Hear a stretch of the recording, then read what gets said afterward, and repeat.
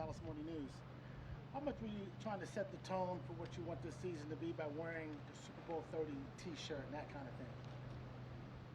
Set the tone. I think the tone's been set. To say a T-shirt was going to do it would be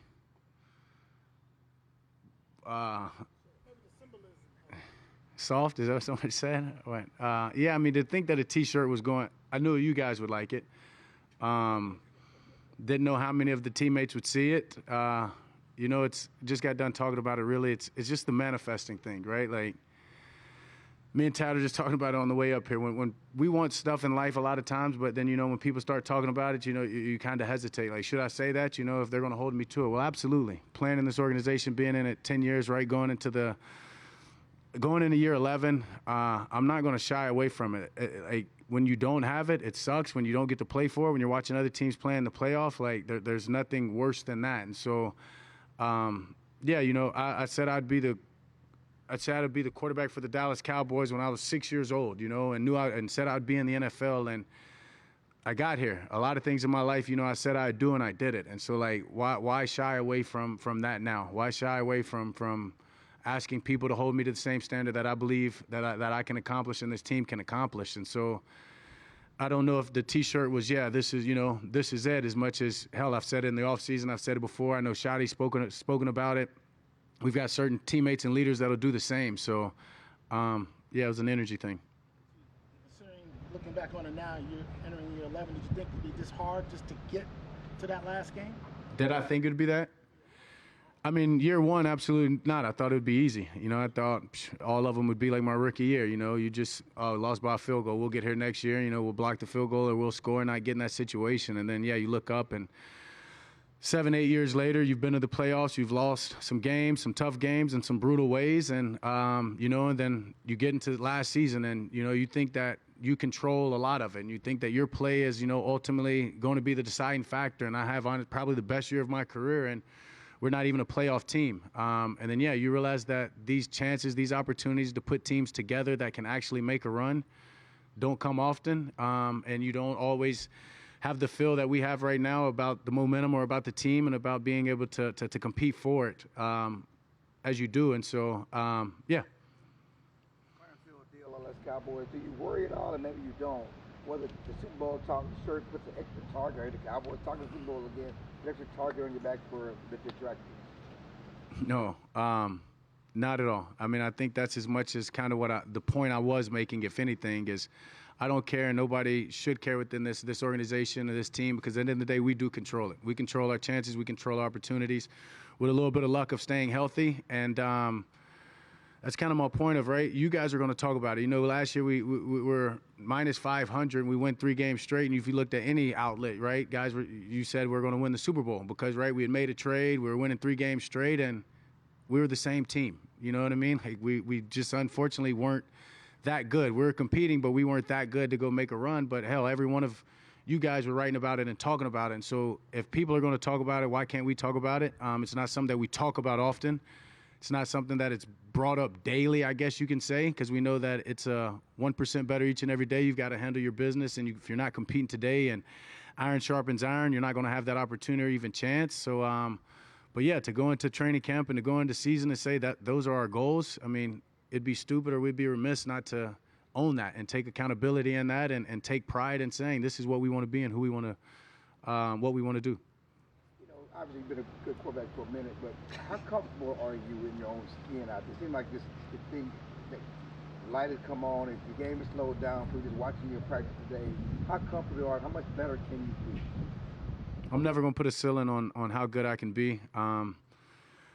There's 2 throws I want back from today's practice, or a throw and a half, I guess you can say. But very comfortable. It's just life. You grow, you mature. You go through things, you have kids, you understand that it's about the way that you approach each and every day.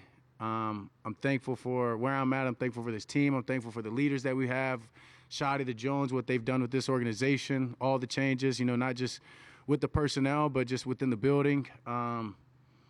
Very, very comfortable, and just trying to take every moment.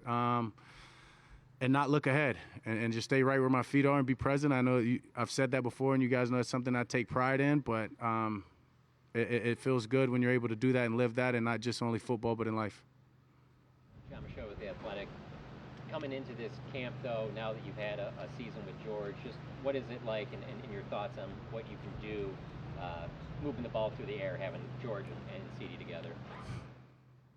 It's exciting. They help me be comfortable. Those guys are ridiculous in their ability to get open, their ability to win in one-on-one. Right now it's just about continuing to communicate about the zones and where they need to be in certain timings, when it's not man-to-man. But, it's not only those two guys, understanding that teams can double them and they can push coverage and not take them away, but make it really hard to get the ball to them. And then you've got guys like Jake Ferguson, Ryan Flournoy, Kavontae Turpin, obviously a run game that's only blossoming with the guys that we got up front blocking for them. It's exciting. And, yeah, I know you asked about George in year 2 and CD, but they're just a complement to this whole offense. And, going into year 2, we know that last year's success doesn't just carry over to this year's success. Wow, Jake's always going to yeah, we know it's not going to carry over, and so it's awesome to see these guys, in meetings and just walkthroughs, taking every moment, every rep serious because we've got to be better than we were last year in our mind, and that's our standard, and we're going to push each other and hold each other accountable to do that. Just on your interior offensive line, just having a Tyler Smith, another year of Tyler Booker and BB, just if you guys are able to keep Tyler Smith there at left guard, not move him out, like how dominant do you think you guys would be on the interior?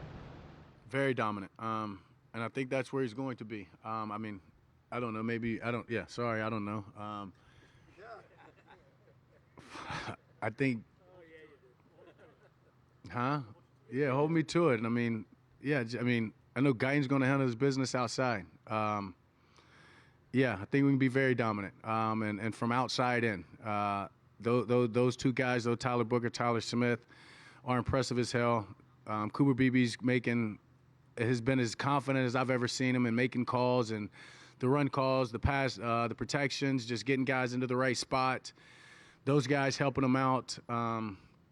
Yeah, super, super dominant. Obviously, we hadn't put on the pads yet, but as important as anything is going to be the iron sharpens iron. The guys that they have to go against and get to go against each and every day out here in training camp, and Quinnen Williams and Kenny Clark and the rest of the crew are only going to make them better. And super excited what we can do. I mean, I know you saw some of those runs out there today, and just interested to see when the pads are on, and those guys in the up front on defense can really fight back and give them that full challenge to see where we can go and to see how we can grow. Nick Harris, 4-Star Telegram. Tyler Guyton let us in on the new nickname motto that you have for the offense, Gotti. How did that come about, and why do you feel that way? Yeah, I mean, as I just said, right, in year 1 in Shoddy and just the guys last year, a lot of times you have a lot of turnover, and we didn't have a lot of much turnover at all on our offensive side, right? We added some guys, and some younger guys are going to have to step up. So, maybe we seasoned the group a little bit, and guys are getting older, but we're close to some historic things last year. And when you have the guys that y'all have all just mentioned, whether it be the Tylers up front or it be George and CD outside, or like I said, Ferg and Flo, and you almost call them the alternate guys because the other guys' names are so big, right? Why can't we be, and just, yeah, let's be the greatest offense there is. You've heard the greatest show on turf and all the other different nicknames. And so just in our trip in Utah, something I guess I thought about in the time leading up to that, and just kind of presented it to the guys in our trip. And each and every one of them, loved it or taking pride in it. And that's as cool as anything, is to watch them take pride in it and watch them talk about it and say it to each other. And it's the way that we've been practicing, and we're just going to keep pushing each other. And I know it's only been a couple days, no pads, but what have you seen from this defense through a couple days?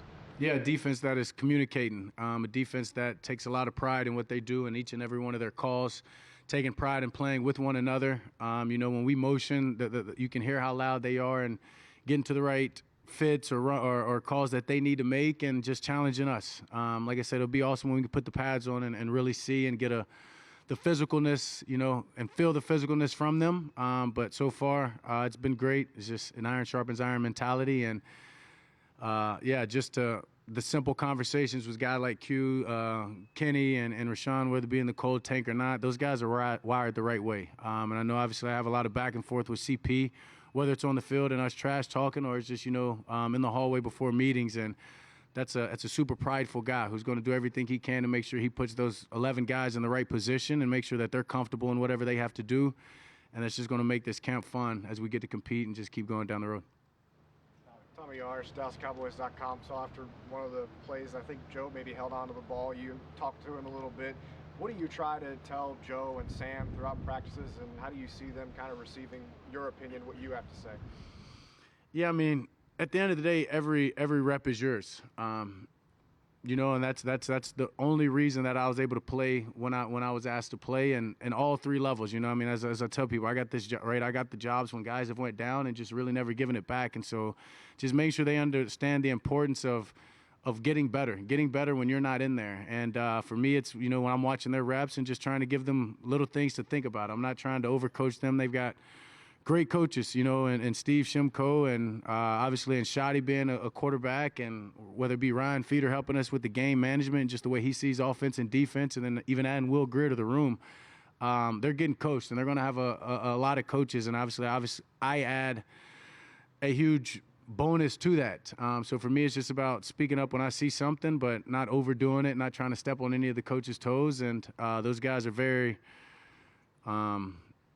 they look for that. They want me to speak to them. They want me to be hard on them and tell them what I would do or what I would think, and that's just only going to make our room better. And so we hold each other to that standard. I would ask them if they see something to say it to me, whether it's something I said I was going to do and I'm not doing, or just something simple, whether it be my footwork or I could have gotten this faster. We're all seeing the same thing. So let's just talk about it and make sure we're all getting better.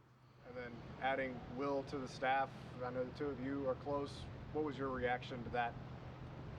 I mean, I was pumped. Obviously, as you said, we're close and have had a long history of working together. And so just getting him back in the room, I know how beneficial he's going to be for me, especially as we get into the weeks of game planning, and then just also helping these young quarterbacks. So he's been in their position, he's been in their shoes, and making sure that they're ready for every rep that they get in preseason. And he's already been a great bonus, and it's only going to get better. Dan Greenspan, Associated Press. What have your impressions of Caleb Downs been since the organization drafted him?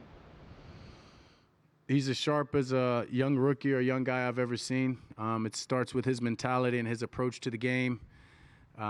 It's who he is. Obviously, you can see it on the football field. You see it any moment that football is being talked about, whether it's in the meetings or whether it's a walkthrough or it's at practice. But just to spend time around the guy outside of football, whether it's playing golf or just hanging out, shooting a commercial with him, that's who he is. And that is contagious. He's a young guy that I respect. He's a reason that this is going to be one of our best rookie classes. And he's just going to continue to grow. And he takes a lot of pride in, being the first pick of the Cowboys, and takes a lot of pride in, having to step into a defense that everybody was talking about that has to get better. And he's as good as I said, as any young guy I've been around. That slot defender position has become so important where it feels like you have to have a Derwin James or Jalen Ramsey to have an elite defense. How has that position changed or developed where that matchup is so crucial over your time in the NFL?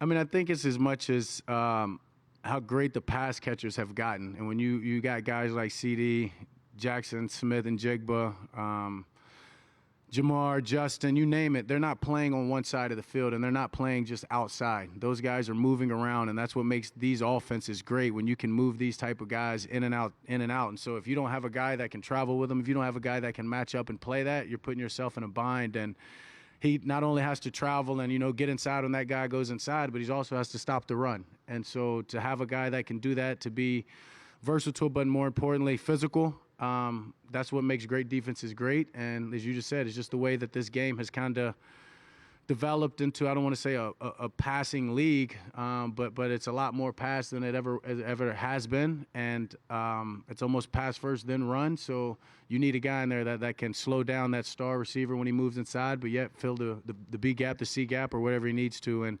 hold the integrity of the defense. Joe Hoyt, Dallas Morning News. Shotty said that Pickens has been dialed in during meetings, and he said he's been motivated to be detail-oriented because of conversations with you guys. How much does that excite you to hear that Pickens has that mentality? Yeah, I mean, I've seen it. I mean, I've watched it. I'm watching him over there take notes and talk to young guys and, yeah, be as locked in as I've ever seen it, and it's already showing out there on the field. It's impressive. He knows what this year is for him individually.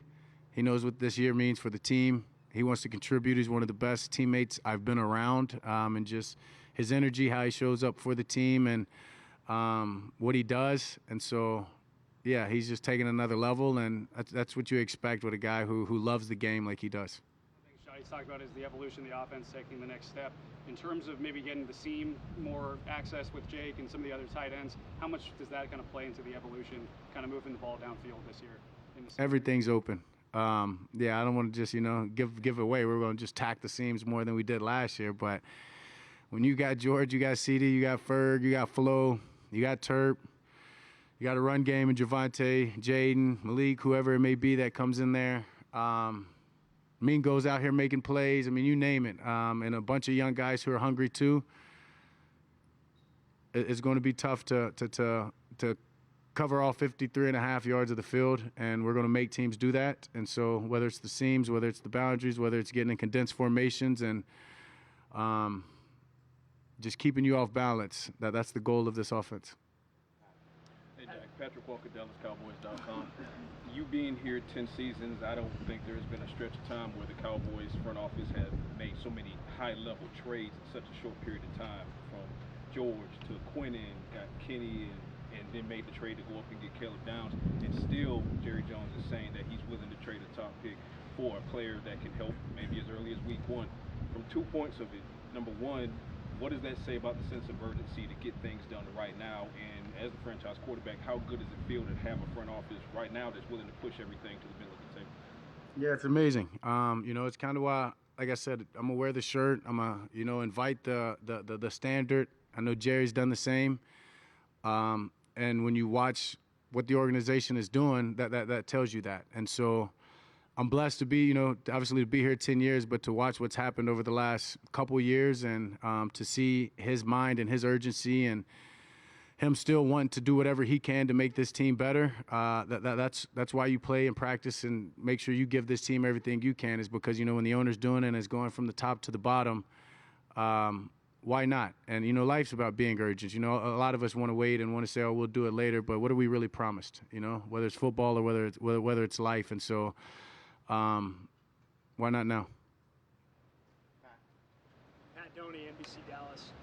Dak, you've talked about your friendship with Jake Ferguson quite a bit. It was a big offseason for him, and he was talking about just how much life has changed for him going into this season, but he's excited. I just wondered if you would speak a little about how much he means to you as a teammate, what you expect from him this year, just in general, you and Jake Ferguson. Yeah, he's the man. He's definitely a little brother. He's a guy that you enjoy hanging around. He's a guy that makes the day better one way or another. He's going to make you laugh.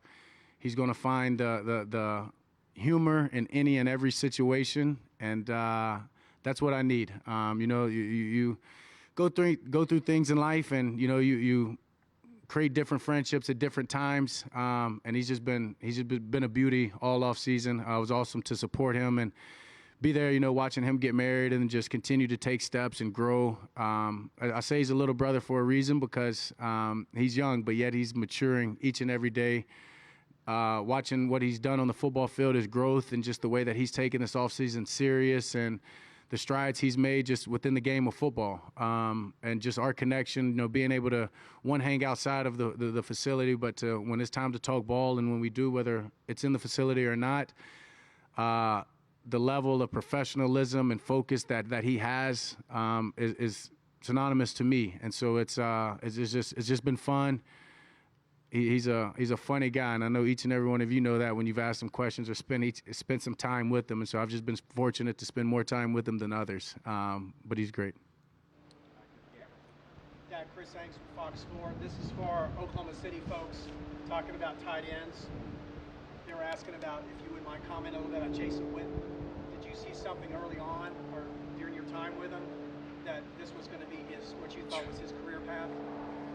Absolutely. That's who he is a guy that loves football. You know, when I came in as a young rookie, it's all, you know, we tell any young rookie to, you know, find those veterans that you admire their career and you admire what they do, and, you know, follow everything that they're doing. And that was the guy for me, you know, being a Cowboys fan, growing up watching Jason Witten, then being able to share the locker room and share the field with him. As I've told y'all before, it was a race to try to beat Witt in the morning, and I was trying to stay at the facility as long as he did. You know, I tell the old story from the pat and go of him not, you know, extending his arms and telling me, you know, the ball needs to be here. It's a standard that he set. It's a standard that he made everybody on not only the offense but the team feel that you knew that the game is who he is. That there's a good group of us in these locker rooms that wouldn't be where we are if it wasn't for the game of football. And so you just want to give everything you can back to it. And Jason Witten is the epitome of that. And I know that obviously was a high school coach, won a state championship, and then moving on to the college ranks. I know Oklahoma's got a great one in him, and this won't be his final stop. I expect him, you know, in this league, and honestly being a head coach, whether it's college or the NFL one day, because that's what the game means to him, and that's how serious he takes it, and more importantly, that's how great he is and how great he sees the game. Michelle Monte, WFA. Quinnen yesterday sat up there and said he was just so happy to be here playing with one of the best quarterbacks in the league. I know your voice carries the most, but how helpful is it for you, for the team, to have an established, like, really good player The best. who's also a really good leader on that side of things? It's amazing. Yeah, he tells me that often, and so it's cool to hear. You know, I tell him I'm thankful he was building his house in Dallas and he chose us. But it means everything to, you know, your best players have to practice the hardest and they have to do things the right the most. And Q's the biggest example of that. You know, not necessarily a big rah-rah guy are going to talk a lot, but when he does talk, it's heard. And he understands that. He understands how important his voice is. And so the words he does say, whether they're uplifting or whether they're serious or whether they're just straight to the point, we feel it. And we feel it on the offensive side as well. And, you know, just walking and dapping guys up before the practice or before, you know, the team period starts. Him just, you know, kind of saying something like that again to me and just saying, hey, we're going to win this year. It's good to hear, but it also goes into where I was just saying the standard's the standard, and guys are proud to talk about the standard is and to hold each other to it, and it's refreshing as hell. Mike Ducey from Fox 4. You've always been a process-oriented guy, but you're not shying away from the Super Bowl talk either. Is it fair to say you're a little less patient than you used to be? For sure. In that regard, as the years have gone by? Yeah, definitely less patient. However, it is still a process. It's still a process, and, you know, as I said, it's not something I'm going to get up here and talk about every single time on the podium. You know, this is the first time me talking to you guys since training camp began, and obviously since wearing the shirt. And yeah, those are the expectations. As I said, you know, when you're watching the playoffs or you're not getting to even compete for it, you know, that sucks. It's terrible. And so just to have everybody on the same accord, everybody having the same standard is the way that it has to start. But at the end of the day, it is about getting 1% better. And, you know, we're only going to get there as if we win each rep, we win each drill individually, and then that carries over into, you know, offense trying to win each play against the defense and them doing the same, and that's where the iron sharpens iron happened. And it is a process. You know, we're going to have days, and hopefully we're going to have, you know, a couple of days where they get the best out of us, and we can't let that, you know, deter our beliefs and who we are and what we're going to try to accomplish and our strengths, and vice versa. You know, we've got some great guys on offense, and so when we're attacking them and we're having the better days, they can't get down on themselves. You know, they got to live and learn from it, and that's the whole thing of the whole point of this training camp is it's about not beating each other up, but getting the most out of each other by being physical, pushing our limits, and seeing which and what each unit can do, but more importantly, the identity of the team that we're going to create. Good. Thanks, everybody. Thank you, guys.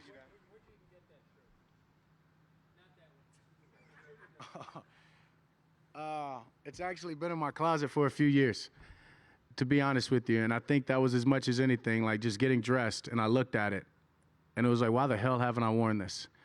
You know, and I think the only other times I even thought about wearing it may have been like traveling to a game during the season or something like that. And I'm like that's like, why would I wear that week 7, you know? And so, Yeah, it's actually been in my closet for a couple of years. Don't know if I purchased it. Don't know if someone got it for me, but it was a vintage. I think the brand Kith, right? And so they have a lot of those kind of shirts, and yeah, and it just felt right. Thank you, guys.